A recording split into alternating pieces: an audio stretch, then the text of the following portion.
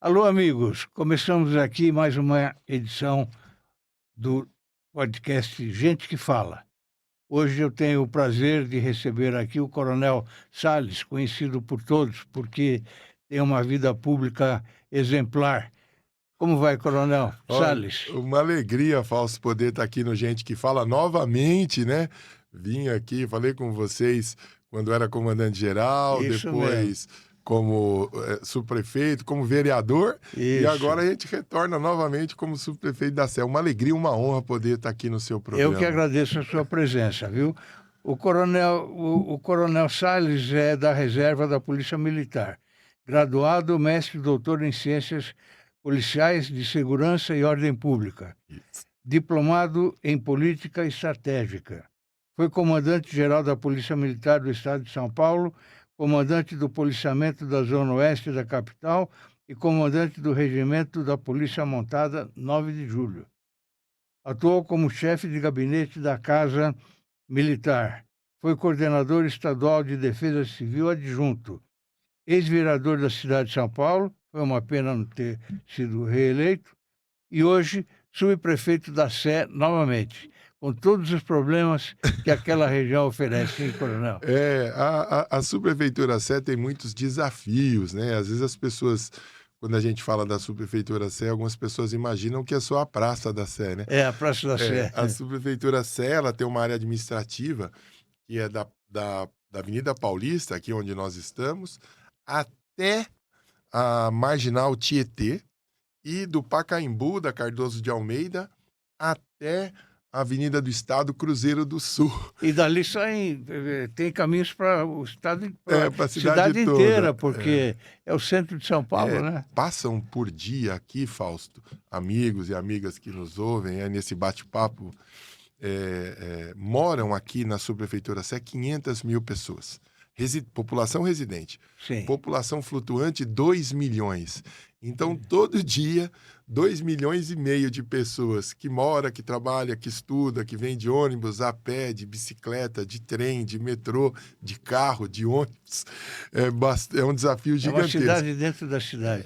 Só de população residente, a população equivalente a São José do Rio Preto. Então, aí. Mas é uma alegria, assim, muitos desafios, todos os dias tem um fato novo, uma cidade com uma vocação de acolher, né, que é São Paulo, e esse desafio que o prefeito nos convidou, estamos trabalhando muito para que o centro já melhorou demais, para que a gente retome o centro que a gente conheceu. Nós vamos falar mais que o centro.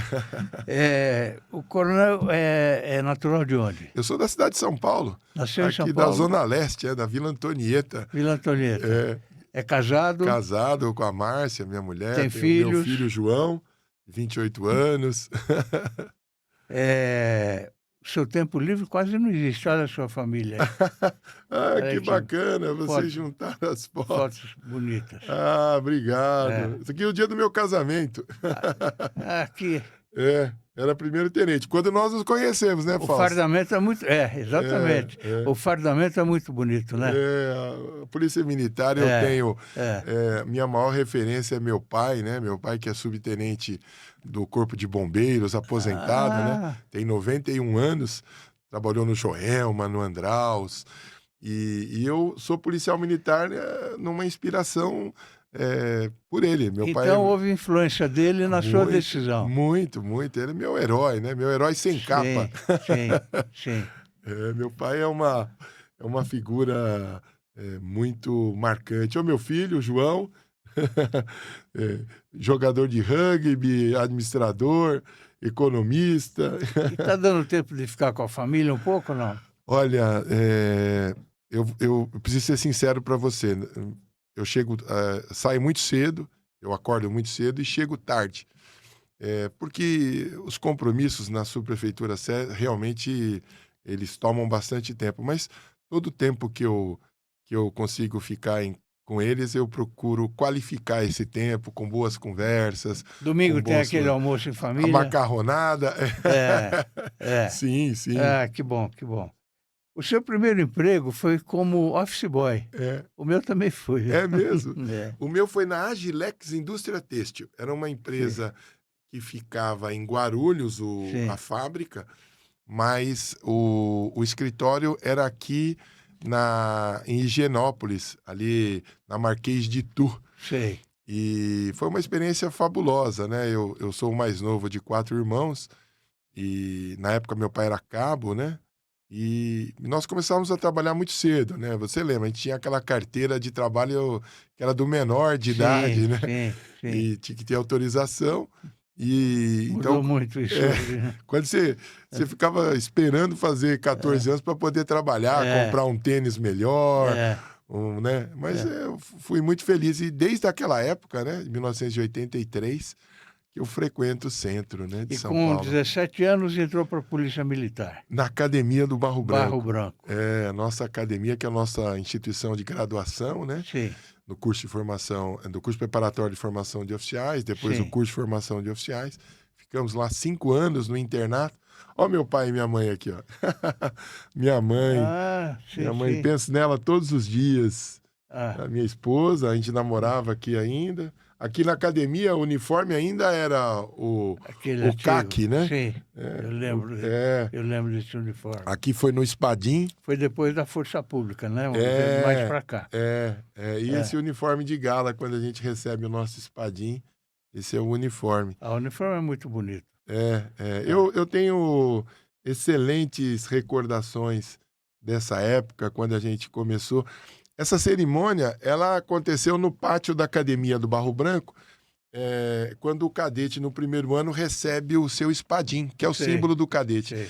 E na época, meu pai era cabo, já estava na reserva, e ele estava muito feliz. Aí ele e minha mãe, que minha mãe já faleceu, que entregaram o espadim. E tem uma curiosidade: como meu pai fez o curso de formação de soldados na, na academia em 1955, o curso de formação de soldados era lá.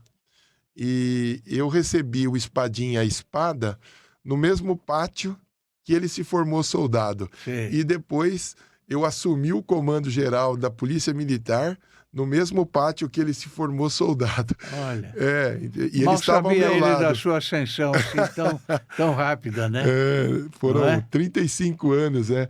Mas Foi, ele é foi no minha. governo de quem o comando? Eu fui nomeado no governo do governador Márcio França, Sim, dia 23 de abril de 2018. sim, Aí teve a eleição para governador, Márcio França e João Dória.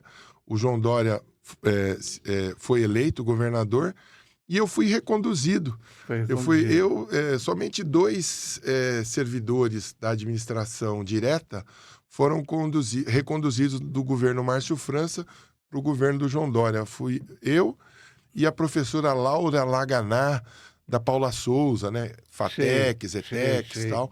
E foram 2 anos no comando, contando os 2 governos, mas uma experiência fantástica. Fui muito ajudado pela tropa. A tropa da Polícia Militar é uma tropa muito voluntariosa, Sim, uma instituição, uma responsabilidade gigantesca. Quando você senta numa cadeira e que foi ocupada, por exemplo, pelo coronel Júlio Marcondes Salgado, que coronel também de cavalaria da Força Pública e que foi o comandante-geral na Revolução de 32. Poder ocupar uma cadeira que foi ocupada pelo então coronel João Batista de Oliveira Figueiredo, foi comandante da Força Pública. Então, eu jamais sonhava ser comandante-geral. É uma bênção que foi, uma honra muito grande ao lado de ter entrado na academia, sim. mas principalmente de poder marchar ao lado dos 90 mil homens e mulheres de muito valor da Polícia Militar, que todos os dias, Fausto, suam por São Paulo, sangram nesse asfalto, nos 645 municípios de São Paulo, trabalhando de helicóptero, a cavalo, a pé, de barco, de noite, na chuva, no sereno, no corpo de bombeiros, apagando incêndio, fazendo parto, Sai de manhã de casa e não sabe se não sabe se volta. volta. É uma tropa espetacular. Então eu agradeço a Deus por essa oportunidade, não de ter comandado, mas de poder ter trabalhado ao lado de homens e mulheres de tanto valor. Todos os dias a gente via demonstrações, Fausto. Você conhece bem a nossa polícia, você frequenta os nossos quartéis. É uma tropa especial, né? E ao lado da Polícia Civil, também tivemos uma relação espetacular. Da Polícia Federal, também fizemos grandes apreensões. Ao lado do Ministério Público de São Paulo, que é um primor. Ministério Público de São Paulo, nós atuamos muito com o GAECO, né? Que é o Sim, Grupo de sim. Atenção contra o Crime Organizado. É. Então O fizemos GAECO muita impõe coisa. respeito, né? Sim, e a magistratura, né? O nosso É, Tribunal de Justiça, os nossos é. juízes, tivemos muito apoio das instituições. Então, um trabalho feito a várias mãos e que, em alguma medida, deu frutos. Até então, foram os melhores indicadores de segurança pública. Hoje está melhor. Um trabalho belíssimo aí do governador Tarcísio de Freitas, junto com o secretário Derrite, Coronel Coutinho, ao lado da prefeitura. Há uma sinergia gigantesca do governador Tarcísio com o prefeito Ricardo Nunes. Então, eu fico muito feliz. E a gente fica feliz que as gerações que nos sucedem nos superem. É. Fico muito feliz. Em que momento surgiu o interesse em cursar Direito e Política Estratégica? O trabalho da polícia, ela, em alguma medida, ela requer essa especialização, essa formação acadêmica em direito. Não é obrigatório. Inclusive, eu frequentei a Universidade de Direito depois que me formei na academia. Mas eu senti que eu precisava de mais conhecimento, né, com relação ao direito. E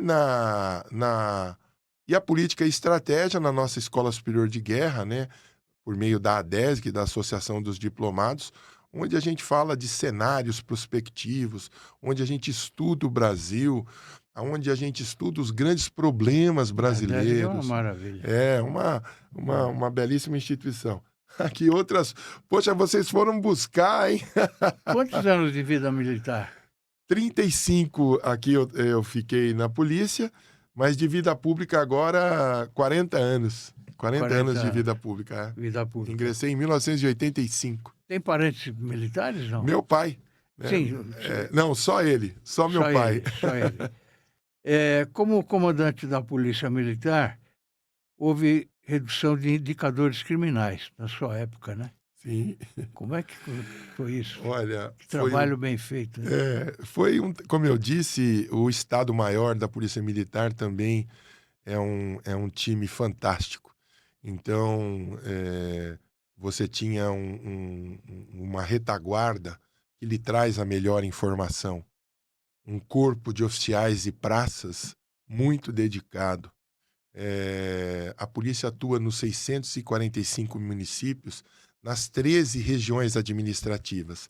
Acho que uma coisa que me favoreceu, como eu servi no Palácio como tenente, no governo como tenente, como capitão, eu tive a oportunidade de conhecer quase todos os municípios do estado de São Paulo. Então, essa experiência pretérita me ajudou, porque você tem vários estados de São Paulo. Você tem o estado de São Paulo, da capital e região metropolitana. Você tem o estado de São Paulo na região de Bauru, que é diferente. Você tem o estado de São Paulo da Baixada Santista, que é diferente, com outra vocação. Você tem um estado de São Paulo já na divisa com o Paraná, com uma vocação agrícola.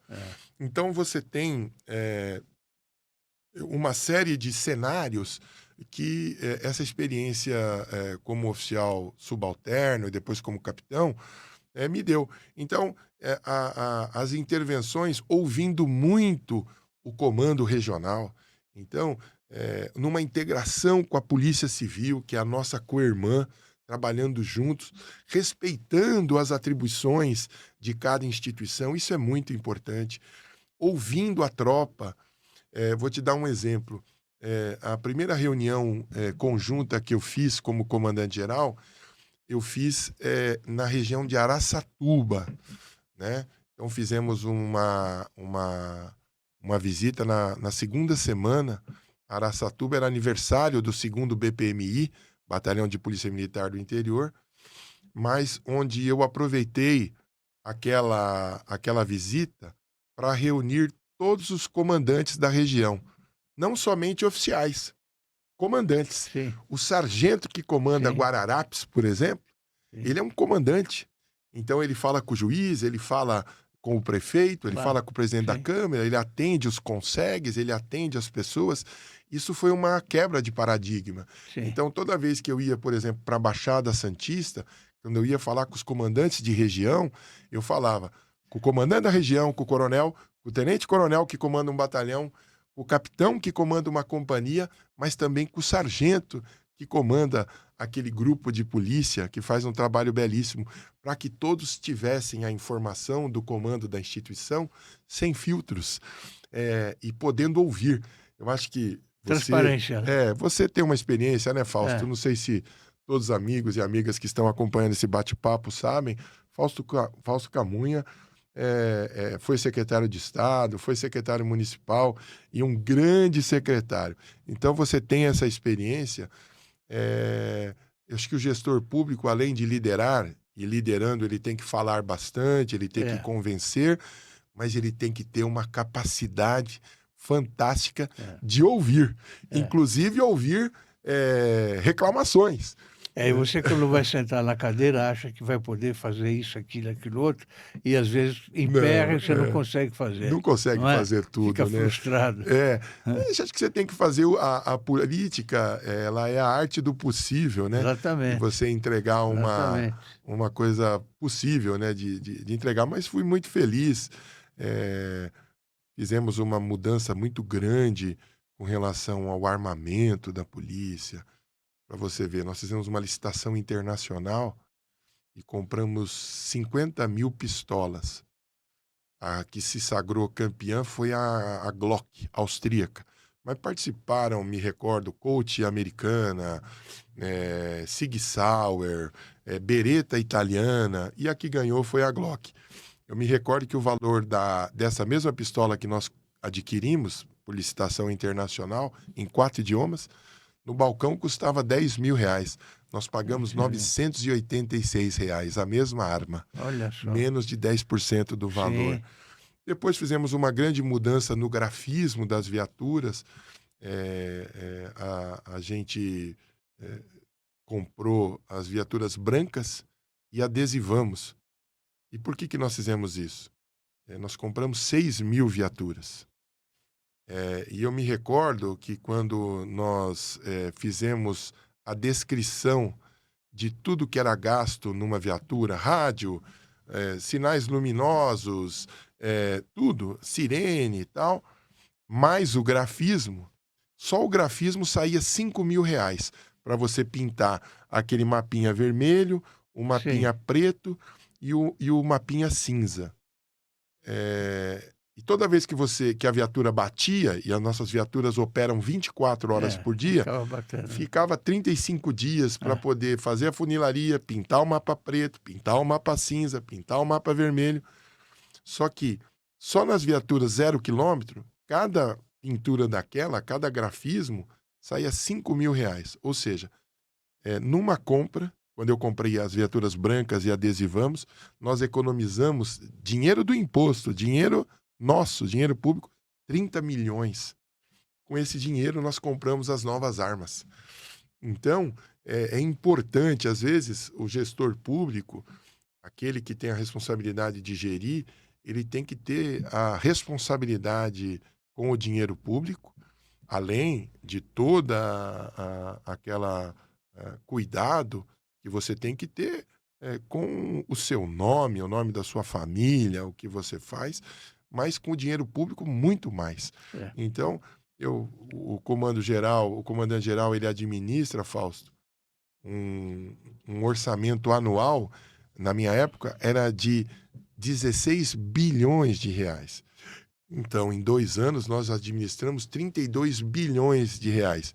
E tive o grato apoio do Estado-Maior, das diretorias e de todos os oficiais de praça que trabalharam comigo, e nunca fui chamado a Tribunal de Contas. Já deixei o comando faz 7 anos. Isso é muito difícil, hein? Há Porque 5 anos, e nunca Porque tivemos sempre nenhum tem reparo. algum funcionário, outro que pisa na bola e É. o titular é que tem que É responder, né? verdade, É. é verdade. A polícia montada 9 de julho, como Ah, foi? é a minha primeira unidade, né? É. Quando eu me formei com 22 anos de idade, fui classificado como aspirante a oficial no Regimento de Polícia Montada 9 de Julho.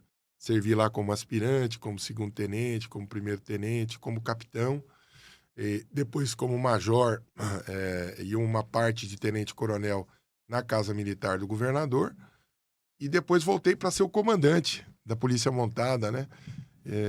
Uma experiência maravilhosa, uma tropa cuja história se mistura com a história da Polícia Militar, uma tropa que atuou nos grandes movimentos de São Paulo, na Revolução Federalista, na greve operária de 1917, na Revolução Paulista de 24, na Revolução de 30, de Getúlio Vargas, na Revolução Constitucionalista de 32, na Intentona Comunista de 35, no Estado Novo em 37, na Segunda Guerra Mundial, quando efetivos da Guarda Civil foi também para a Europa, então na Revolução de 64. Então a Polícia Militar, a história da Polícia Montada e da Polícia Militar se misturam, né? Então é uma honra muito grande, eu fico... Teve um momento seu aí que você liderou o regimento o regimento não, desculpe, o tráfico de entorpecentes. O combate ao O tráfico combate. na Zona Oeste. Nós reduzimos todos os indicadores criminais da região e isso também é um trabalho junto ao lado da tropa do 4º Batalhão, do 49º Batalhão, do 23º Envolvia a Batalhão, do Polícia 16. Civil, né, Federal, Sim, e o nós... Ministério Público. Isso já como comandante-geral, Sei. nós fizemos uma grande ação, a transferência das lideranças do crime organizado. Cavalaria, hein? Isso aqui foi quando eu 9 de assumi o julho. comando geral, É, o comando da Polícia Montada. E aqui como um jovem tenente, ó. olha só. Tinha cabelo preto ainda. Tinha cabelo preto. Mas foi um trabalho muito bom, essa parceria com o GAECO, né? O Dr. Lincoln Gaquia, um grande promotor de justiça, Dr. Sarrubo, Dr. Ismânio, Dr. Amauri. Eu me recordo de brilhantes promotores, Dr. Cossenzo, Sim. grandes integrantes do Ministério Público Estadual, junto com a Polícia Federal também, uma grande instituição. Fizemos muitas ações e um número grande de apreensões de entorpecente e de infratores da lei. O trabalho unido é outra coisa. É outra coisa, respeitando, né, É, a cada um. claro. Isso é fundamental, Fausto. É.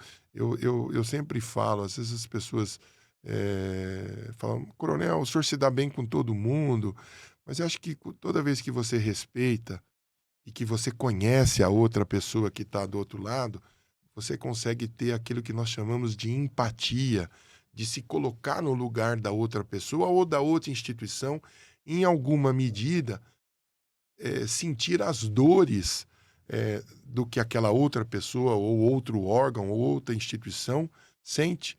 Então, você consegue juntar esforços pelo bem comum, né? E esse é o perfil seu, né? Qual é o seu signo? Eu sou ariano. Ariano. Sou de Ares. 23 de março 23 de março. de 1967. 67. 67. Eu sou um pouquinho antes, viu? Pouca coisa. Tribunal de Justiça de São Paulo, aplicativo SOS Mulher. O que Esse você tem a foi dizer? uma vitória do Brasil. Como eu disse, a relação nossa com os órgãos sempre foi muito boa. E nós fizemos uma grande parceria com o Tribunal de Justiça de São Paulo. À época, o presidente era o doutor Manuel Pereira Calças, desembargador do Tribunal de Justiça. E nós fizemos uma parceria em que a Polícia Militar desenvolveu um aplicativo que funciona até hoje para defesa das mulheres. Ou seja, todas as mulheres que possuam medidas protetivas expedidas pela justiça, ou seja, quando um juiz dá uma ordem judicial dizendo determinado homem não pode chegar, esse aqui, ó, na frente, próximo de determinada mulher, ex-mulher, tal, por agressão ou alguma coisa nesse sentido. E aí, a hora que ela sai da audiência, a justiça já oferece essa possibilidade. E pelo celular, simples, ela consegue baixar o aplicativo, ela faz o cadastro e a partir dali, quando ela acionar aquele app, aquele aplicativo, ela aciona diretamente o Centro de Operações da Polícia Militar. Sim. Aqui em São Paulo, aqui na região da Luz, em Bauru, em Santos, nos respectivos Copons, e é georreferenciado. A hora que ela aperta, Fausto, o botão, imediatamente ela entra na tela do despachador da ocorrência, que vê onde ela está e encaminha imediatamente uma viatura, ou seja, ela ultrapassa aquela barreira de decisão, quando você ligar 190, 190 é emergência, pois não, aí você narra o que está acontecendo. Nesse caso, ela cai diretamente ao policial que despacha a viatura. E, ao mesmo tempo, nós temos um microfone aqui, o celular passa a gravar o ambiente. Ou seja, ao mesmo tempo que você manda o socorro policial àquela mulher vítima, você produz prova para o juiz que aquele ex-marido, ex-companheiro, quebrou a ordem judicial. Ou seja, ele já sai preso dali. Mais de 50 mil atendimentos, mais de 140 agressores presos em flagrante. Então, eu acho que em alguma medida a gente contribuiu para evitar agressões à mulher, feminicídio. Feminicídio, Então, e quanto custou isso? Nada. Essa boa vontade de um capitão, uma tenente, um cabo da nossa diretoria de tecnologia e a boa vontade dos juízes e funcionários do Tribunal de Justiça. Nós cruzamos os dados, fizemos esse convênio e que está funcionando até hoje aí, atendendo as mulheres que estão em vulnerabilidade ou em situação de violência doméstica. A violência doméstica é o pior, não é? Olha, ela sabe qual que é o problema, Fausto? A violência doméstica, ela tem uma componente muito cruel. Via de regra, ela é feita por pessoas que são do círculo familiar. É o marido que agride a mulher, É o padrasto. é o padrasto que abusa da mocinha, abusa do rapaz, do menino, agride. Então, para a polícia ostensiva, fica muito difícil ela atuar. Então, você tem que buscar esses mecanismos. SOS Mulher. SOS Mulher, exatamente. Tem que buscar esse mecanismo de tecnologia. Então, quando você alia a tecnologia ao trabalho e à capilaridade da Polícia Militar, a seriedade e o cuidado que a justiça tem quando ela exara essas medidas protetivas, o nosso poder judiciário. Então, quando a gente trabalha junto, aliando tecnologia com serviço público de qualidade, como é o da Polícia Militar, da Justiça, do Ministério Público e da Polícia Civil, tem tudo para dar certo e está dando certo. Estou muito feliz que esteja ainda servindo São Paulo. O coronel é casado há quantos anos? Eu sou casado há 30 anos, há 31 anos, mas há 35 anos, desculpa, mas conheço a minha mulher há 39 já. De namoro e casamento, 39 anos. E o que precisa? Paciência. Respeito, cada um paciência, ceder um pouco. amor. Não é isso? Eu brinco muito com isso. A minha mulher, a Márcia, minha esposa, ela é psicóloga de formação, pós-graduada, tem uma experiência muito robusta na área de psicologia, em especial na área de recursos humanos, mas eu brinco que eu sou objeto de tese. Quando ela acabar o doutorado, ela me manda embora. Não vai acontecer isso, não. O que motivou você a concorrer a um cargo de vereador em São Paulo? Olha, você sabe que eu jamais sonhava isso, Fausto. Quando eu deixei o comando geral, eu pensei, vou voltar a dar aula na Academia do Barro Branco, que eu fui professor lá por 6 anos, também fui professor na Escola de Sargentos, na Escola de Soldados. Eu pensava em lecionar, em voltar a dar aula, talvez numa universidade, mas para o magistério mesmo. E aí eu fui convidado pelo hoje secretário Gilberto Kassab, lá na casa dele, me chamou e disse que eu tinha jeito para isso. Eu falei, poxa, ministro, eu não tenho, assim, eu trabalhei sempre nos bastidores da política. E ele falou, não, eu acho que você é jeitoso, você tem espírito público, tem uma boa história. E ofereceu a legenda, eu me filiei ao PSD, fui candidato a vereador, foi na pandemia, né, uma campanha muito dura, porque a gente tinha que fazer tudo por aplicativo, não podia fazer evento coletivo, tinha uma série de restrições. Aí eu fiquei na primeira suplência, fiquei na suplência, o deputado federal Beccari, Felipe Beccari, que era do meu Sim, partido, se sim. elegeu deputado federal. O primeiro suplente, que é o Polici Neto, assumiu como secretário executivo de O elétrico, habitação. Maurício O Neto. Polici, ele é muito elétrico, é muito É. ativo. E aí eu assumi. Então foi uma experiência maravilhosa, mais de 30 projetos de leis, a lei dos autistas, a lei do comércio. Então, eu acompanhei a sua gestão e por aí a gente percebe que nem sempre o bom trabalho reelege o parlamentar, né? Olha, você sabe que eu já, quando a gente participa de uma eleição, ao final você faz uma série de avaliações, né? Onde será que eu errei? Será que foi a comunicação? Será que eu tinha que ter trabalhado mais?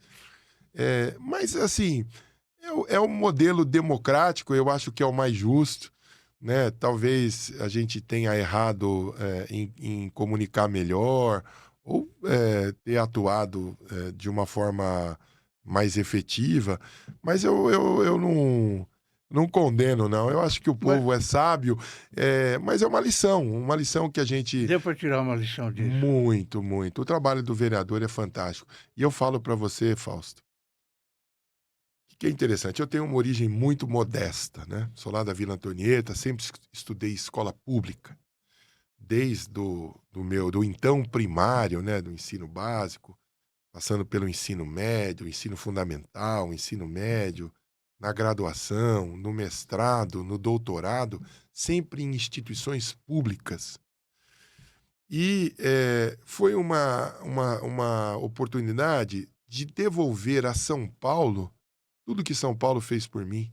Sim. Eu era o menino que ficava na fila da merenda, eu era o menino que recebia o caderno que era disponibilizado pela Secretaria de Educação, eu recebia livros dados pelo governo, recebia uniforme que era dado pelo governo, e eu fui para a reserva como coronel, sou casado, a Márcia trabalha, meu filho trabalha, eu moro em casa própria, ganho um bom salário em relação à média do brasileiro.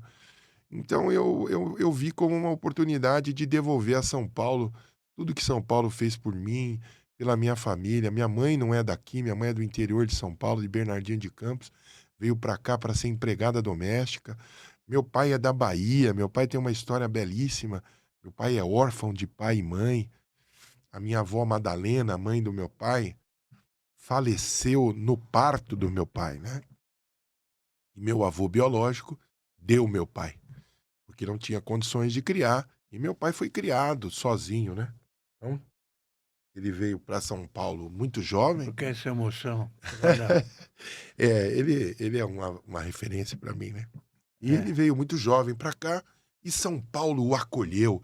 Olha como São Paulo é boa. São Paulo é maravilhoso. Então, hoje, como vereador, como comandante, como policial e agora como subprefeito, eu tenho condições de implementar políticas públicas para as pessoas e a gente cuidar da nossa cidade. O centro de São Paulo, eu falo para você, ele é fantástico.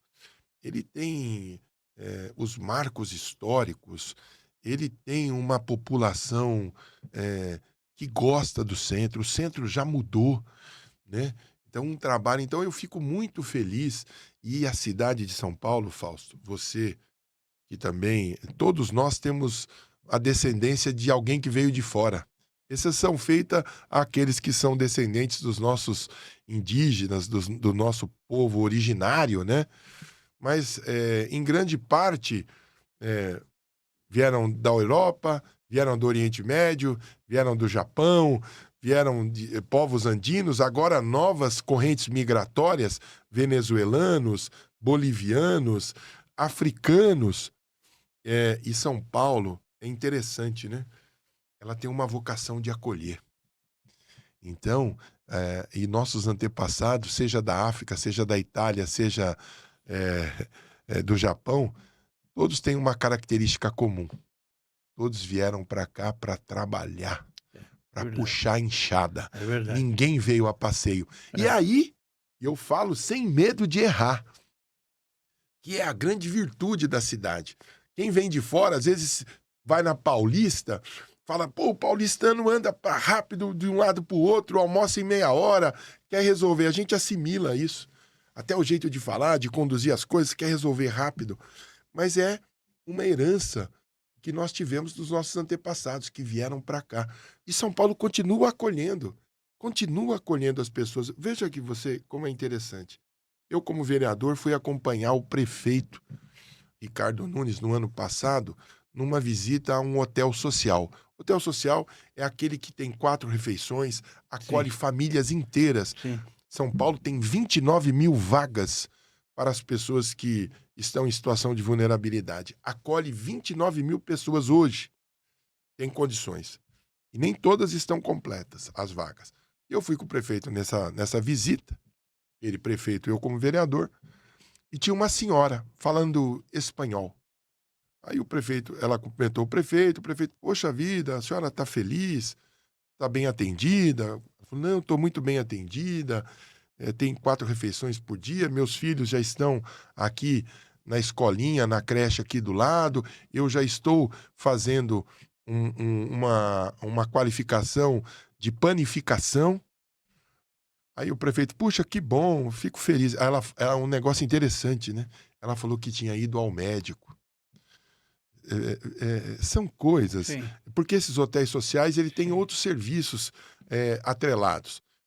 Trabalho, qualificação profissional, médico de família. É importante que a mulher consiga fazer um exame ginecológico, um Papa Nicolau, uma mamografia.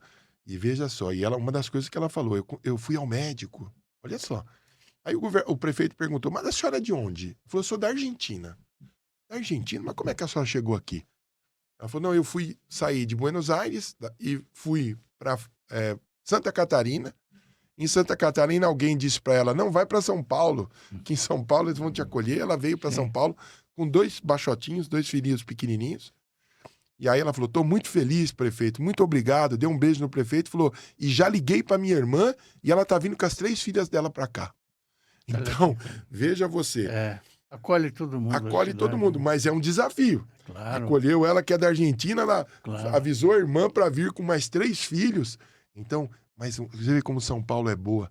São Paulo não vira as costas a ninguém. Não virou ao meu pai lá em 1953 e não virou a essa senhora que veio com 2 filhos e provavelmente não deve ter virado, deve ter acolhido a irmã dela. Coronel, estou sentindo falta dos seus artigos no nosso portal. Vamos, olha aí. Vamos falar, se você permitir, vamos Fique escrever. à vontade. Vamos falar sobre o centro. Carol? Esteja à vontade para... Carol, nossa chefe da nossa comunicação aí, então, trabalha 24 horas por dia. Imagino. Não acompanhar para. vereador não é fácil. Prefeito não é fácil, não. Como é que está a sua administração na Sé? Olha, a Sé é um vulcão, né? É um vulcão. Não há tédio. Não há rotina. Todo dia é um desafio novo. Você tem desafios gigantescos quando você fala de zeladoria. Quando a gente fala de zeladoria, nós estamos falando de ordem urbana. Então, São Paulo hoje é a capital do Brasil que tem menos homicídios. Nós temos menos homicídios que Nova York. Dados da CNN. Nós temos menos homicídios que Phoenix, nos Estados Unidos. Nós temos menos homicídios que Washington, a capital do mundo livre. Mas, às vezes, as pessoas não se sentem seguras. Por quê? Porque há uma associação direta de sensação de segurança com ordem urbana. Aí entra o trabalho da prefeitura, mas também entra o trabalho de você que mora aqui na cidade de São Paulo, de você que mora no centro de São Paulo. Como é que a gente contribui, nós que moramos na cidade, colocando o lixo na hora certa? Aquele sofá que um dia serviu para você, aquele sofá, nós, classe média, aquele sofá de couro, bonito, que só se encontra em apartamentos da classe média, que você leve no ecoponto, que entregue na operação cata-bagulho. Não jogue na calçada, porque daqui a pouco ele vai para um baixio de viaduto e você vai dizer que está lá causando desordem urbana. Quando você não coloca o lixo na hora certa, vem às vezes uma pessoa em vulnerabilidade, devassa o lixo, leva aquela latinha e deixa lá todo aquele lixo orgânico. Aí nos remete a uma outra ação que nós, que tomamos banho, que temos um teto, que temos 3 refeições por dia, fazer a coleta seletiva. Quantas pessoas, o meio ambiente agradece. Então você tem muitas ações, a prefeitura, por dia, nós recolhemos 682 toneladas de lixo aqui na área central. É muita coisa. Agora, se você conseguir separar a latinha, separar o papelão, separar aquele alumínio que você não vai usar mais, levar aquela sobra que você fez, aquela pequena reforma no seu banheiro, no ecoponto. Não adianta você dar... você ter a promessa de alguém que passa, por exemplo, numa carroça, não são todos, mas alguns, e fala, não, pode deixar que eu levo. Ele vira e joga no canteiro central da Duque de Caxias, ou da São Luís, ou da Consolação, ou da 13 de Maio, ou da Rui Barbosa, ou da Avenida Ipiranga, ou do Largo do Arouche. É uma questão de cultura também, Cultura. né? A rua é pública, não é porque a gente pode fazer qualquer Exatamente. coisa. A rua é pública porque é de todos nós, é do coletivo.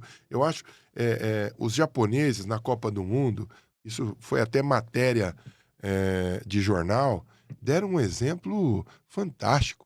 Um jogo, acho que na Arena Corinthians,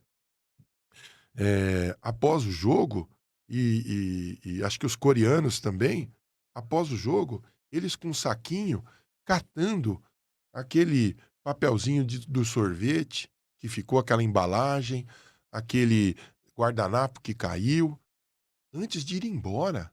Isso é uma aula. Então, como é que a gente vai construir, edificar a sociedade a cidade que a gente sonha e que a população requer de mim, do prefeito, do governador, juntos. Coronel, e a população de rua ali no centro? Olha, esse é um drama gigantesco. Aí vem um pouquinho dessa narrativa que eu falei para você de acolher. O último censo de população de rua, está sendo preparado outro já, foi o de 2022. Ele aponta 32 mil pessoas. Ele aponta, porque eu falo aponta, não apontava, eu falo no presente. Por quê? Porque é um dado que nós utilizamos. É o último dado, é o último censo, foi a última mensuração que nós fizemos. 32 mil pessoas. 29 mil acolhidas em equipamentos públicos. Só que São Paulo recebe gente todo dia. E você tem uma população de rua, Fausto, que a gente precisa separar. São 2 grupos distintos. Você tem aquela população em vulnerabilidade que às vezes veio de outro país, veio do interior do Brasil, de outros estados, do interior do estado. Na pandemia, ele era motorista de Uber, por exemplo, ou vou até mudar a colocação, motorista de aplicativo. Ele tinha o carro financiado, veio a pandemia, ele perdeu tudo. vem com a família. Essas aceitam ajuda, né? Sim, Tem aqueles sim. que não querem. Mas são 2 grupos distintos. Então, esse é um. O outro é um grupo em vulnerabilidade, mas que possui algum tipo de dependência química, de álcool ou de outras drogas. São grupos que pode ser, vamos lembrar das aulas de conjuntos numéricos da nossa 8ª série, né? Onde você tinha uma intersecção. Às vezes há uma intersecção. Pessoa em vulnerabilidade e dependente químico. Mas são grupos, mas na maior parte, grupos distintos. Pessoas com situações distintas. Essa pessoa em vulnerabilidade, como você bem disse, via de regra, aceita o acolhimento. A pessoa em dependência química, nas cenas abertas de uso, é luta. Por quê? Porque muitos egressos do sistema prisional, muitos que perderam vínculos familiares e vão para a droga. O crack, que é um subproduto da cocaína, ele não é fabricado no Brasil. O Brasil é o maior produtor de suco de laranja, o maior processador de frango, o maior produtor de cana-de-açúcar. Mas nós não fabricamos cocaína. Ela vem de fora. E vem para ser consumido aqui. E no refino da cocaína, utiliza-se gasolina, soda cáustica, isso tudo. O resto da cocaína é o crack. Se isso já é ruim, imagina o que sobra. É o que o dependente inala. Só que, por ser inalado, quando ele atinge os brônquios e o cérebro, é uma sensação muito fugaz, muito importante. E isso, os especialistas, Dr. Ronaldo Laranjeira, doutora Gleuda Apolinário, relatos de dependentes químicos, de adictos, de pessoas que já conseguiram se livrar da dependência, relatam que tem essa sensação muito fugaz, muito avassaladora, e que depois ela vai usar uma segunda vez na busca daquela primeira sensação, que ela nunca mais encontrará. Porque você começa a ter uma dessensibilidade na sinapse do cérebro. Então, e aí ela começa a aumentar a dosagem, a frequência, e aí ela começa a perder princípios de urbanidade, ela não corta mais o cabelo, não escova o dente, começa a praticar sexo sem proteção, e aí advém uma série de outros problemas. Não é só a dependência química. Você tem, por essa, às vezes, uma relação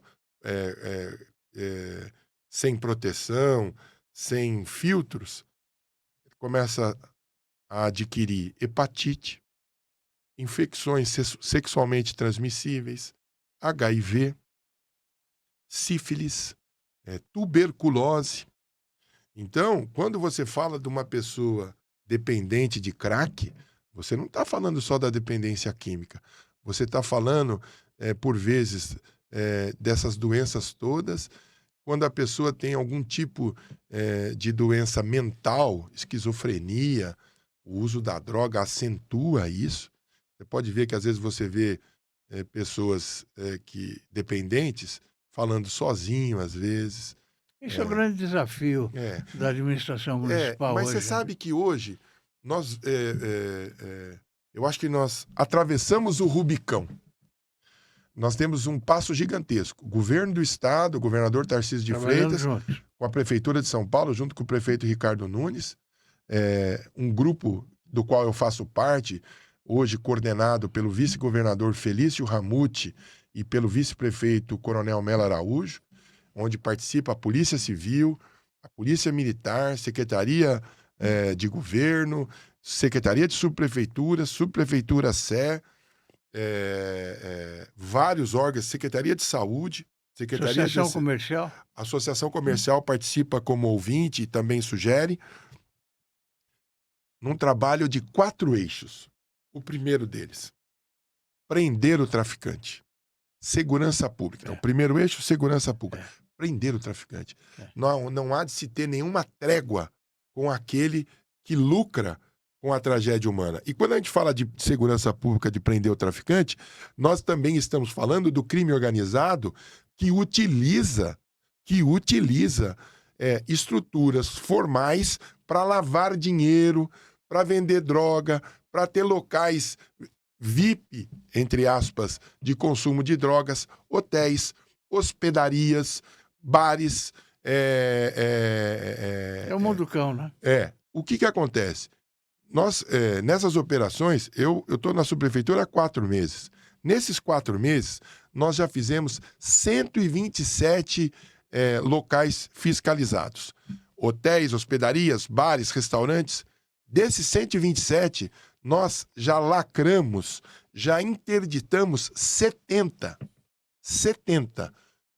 Tem um dos casos, até o governador Tarcísio de Freitas, na última entrega das câmeras para as motos no Vale do Anhangabaú essa semana, citou um senhor, uma pessoa que tá dentro da grade dos programas sociais, recebendo Bolsa Família, ele, laranja do crime organizado, movimentou 200 milhões de reais num hotel, nesses hotéis que nós lacramos. Então é muito interesse econômico, o tráfico, o crime organizado, e quando a gente começa a atuar, começa a ter reação. Eu sofro todo tipo eu e esse grupo que trabalha, ameaças, Sim. denúncias vazias, mas faz parte. É uma guerra, né? É uma guerra. Porém, você tem que, como a gente não faz esse trabalho sozinho, acompanhado do Ministério Público, acompanhado da Polícia Civil, da Polícia Militar, da Guarda Civil Metropolitana, de todos os órgãos, todos se conversam. Então, não é uma coisa hermética. Todas as ações são compartilhadas.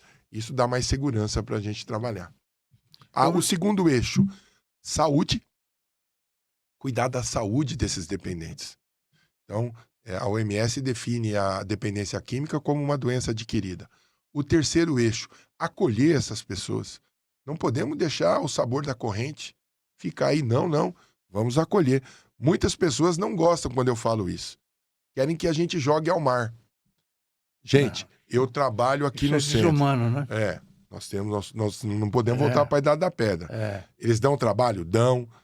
É terrível, é muito difícil, mas são pessoas humanas. E o último é a reinserção social, retomando os vínculos familiares, essas pessoas voltando para o trabalho. As igrejas fazem um trabalho belíssimo em comunidades terapêuticas, igrejas católicas, igrejas evangélicas, estruturas de matiz africana, religiões africanas. Então, é todo mundo ajudando. E quem quer ajudar, venha. Nós precisamos, nós não conseguimos resolver isso sozinho. Porque não há solução somente do poder público. Há de se ter uma sinergia entre todos os ramos da sociedade. A Cracolândia agora dividiu-se em grupos jornal. Ela dissolveu. Dissolveu? Por que dissolveu? Ela tornou-se desinteressante. Aí alguém vai dizer, mas Salles, eu vi uma pessoa embaixo de um viaduto utilizando o crack. Sim. Ninguém disse que o uso de drogas na cidade de São Paulo foi extinto. Há uso de drogas, como há em Nova York, como há em Los Angeles, como há em Barcelona, como há em Madrid, como há em Buenos Aires, como há no Rio de Janeiro, como há em Salvador. No mundo inteiro. Uso de droga você tem. O que você não tem mais é aquele inferno de Dante, é aquela cena de 4 mil dependentes químicos que nós tínhamos em 2017. Cena dantesca. Cena dantesca, concentrado na Rua Helvétia, ali num lugar, a praça, que o nome é Praça Cleveland, passaram a adotar o nome de Praça do Cachimbo, por causa do cachimbo do crack. Nós atuamos, internamos, prendemos traficantes, internamos doentes, acolhemos pessoas, e hoje ela voltou a se chamar Praça Cleveland, com brinquedo de criança, com cachorródromo, e lugar para as crianças brincarem de skate. E a sede do governo estadual no centro vai ajudar bastante. Muito. Nós estamos falando, eu sempre falo e sempre falava, quando comandante-geral, quando subprefeito, quando vereador, o centro só terá força e vigor com o movimento. Eu em 40 anos de vida pública, em 58 anos de idade, sou um abençoado. Eu tive a oportunidade de conhecer muitos países. A minha profissão me permitiu isso. Então, conheço várias cidades americanas, conheço cidades da Europa, conheço cidades no Uruguai, na Argentina, no Chile. E você vê a possibilidade de experiências muito importantes nesses locais para que a gente consiga retomar a cidade que a gente quer. Então eu estou muito esperançoso, muito. São Paulo está no caminho certo. Estamos escrevendo essa experiência. A doutora, história de São Paulo. a doutora Gleuda, junto com o vice-governador Felício Ramute, estão escrevendo isso para que a gente produza material e sirva de referência para outros locais que precisem. Há muito o que se fazer. Não acabamos o trabalho, pelo contrário, mas nós já vencemos. Não é aquele cenário. Por quê? Porque tornou-se desinteressante. Quando você tinha 4.000 pessoas ali naquelas cenas abertas de uso, na chamada, eu não gosto desse nome, chamava Cracolândia, que é uma corruptela da Disneylândia, do crack, e ali não tinha felicidade nenhuma, era só sofrimento e dor. Nós mudamos esse cenário, mas há muito o que se fazer ainda. Mas há de se ter esperança, né? Quando você tem esperança, você imagina um mundo melhor, você acorda, né? O prefeito Ricardo Nunes sempre fala isso, né? Para nós que trabalhamos com ele, acordem e quando tiverem lá fazendo a barba, escovando o dente, as moças fazendo a maquiagem, como é que hoje eu melhoro a vida das pessoas que estão no meu raio de ação? Eu acho que essa é uma grande lição que a gente tem do prefeito Ricardo Nunes. Que legado você gostaria de deixar para a cidade de São Paulo? Você sabe, Fausto, quando eu assumi o comando geral, o jornalista da Folha de São Paulo, um bom jornalista chamado Rogério Pagnan, ele fez essa mesma pergunta. Sim. Coronel, qual que é a marca que o senhor quer deixar ao final do comando geral? E eu respondi a ele que eu não gostaria de deixar marca nenhuma, que a Polícia Militar já possuía a sua marca, que era servir e proteger, que é servir e proteger. Eu vou na mesma esteira. Eu acho que seria até ufanista eu falar em alguma marca ou legado, mas eu quero contribuir com a cidade que me deu absolutamente tudo, devolver para São Paulo uma cidade melhor, onde as pessoas possam circular com mais segurança, com mais alegria, e nós já estamos conseguindo isso. O centro é um outro centro. Se você for hoje na 15 de novembro, se você for hoje na Rua Direita ou na São Bento, na hora do almoço, você não vai encontrar lugar para sentar nos restaurantes de tanto movimento. Então, eu acho que é isso, que a hora que terminar o trabalho e eu voltar sem nenhuma função pública, ver essa cidade que a gente ama melhor do que a gente deixou. Porque eu recebi uma cidade que eu tenho o dever de cumprir, de proteger. Coronel Salles, eu observei a sua emoção quando falou do seu pai, né?